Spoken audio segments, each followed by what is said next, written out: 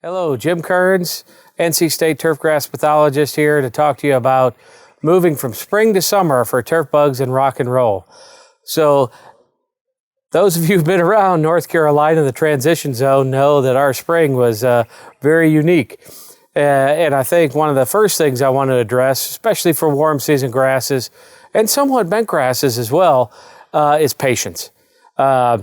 We went from a very warm January and February to a very cold March and April, and our warm season grasses are sitting there. What I have seen is a lot of the diseases you might be dealing with are not active. Large patch, spring dead spot, maybe even take-all root rot on Bermuda grass greens. And we just need those soil temperatures to continue to climb in order to be successful to recover out of those. Now, moving into diseases, this is the time of year where our warm season grasses, that's all we're waiting for, is to get good growth, good recovery, good rebound from the winter. Not a lot of disease issues except for one. Those of you managing Bermuda grass, and especially for some reason in fairways and tees, leaf spot. Bipolaris leaf spot tends to be an issue. Lots of things we could use to control it.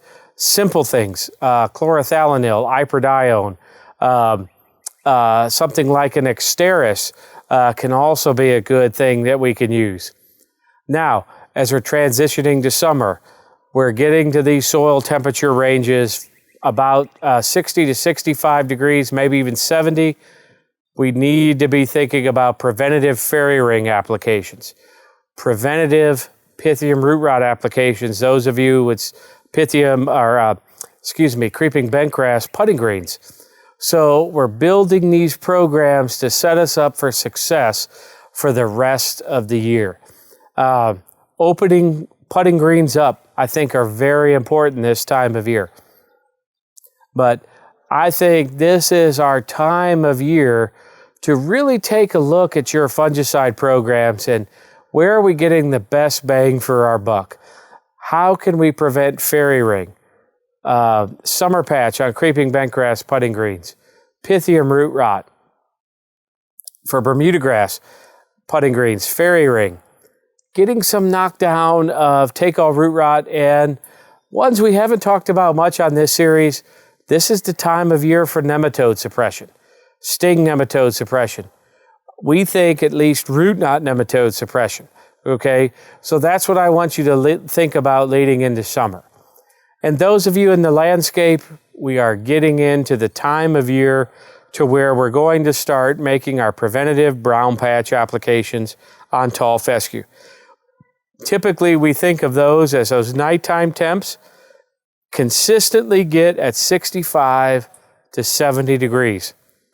We haven't quite gotten there as far as when we videoed this on May 10th, but it's going to happen very, very soon.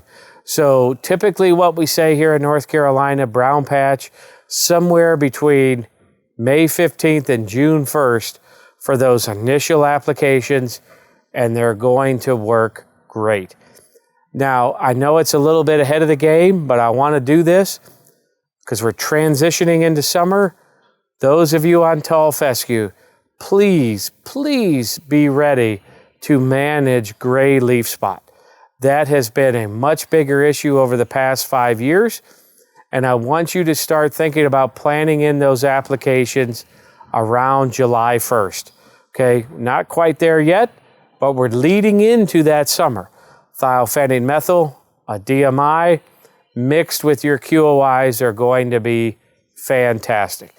So with that, if we can help you, please reach out, look to us on Turf Files, and we can help you with these issues. Thank you very much.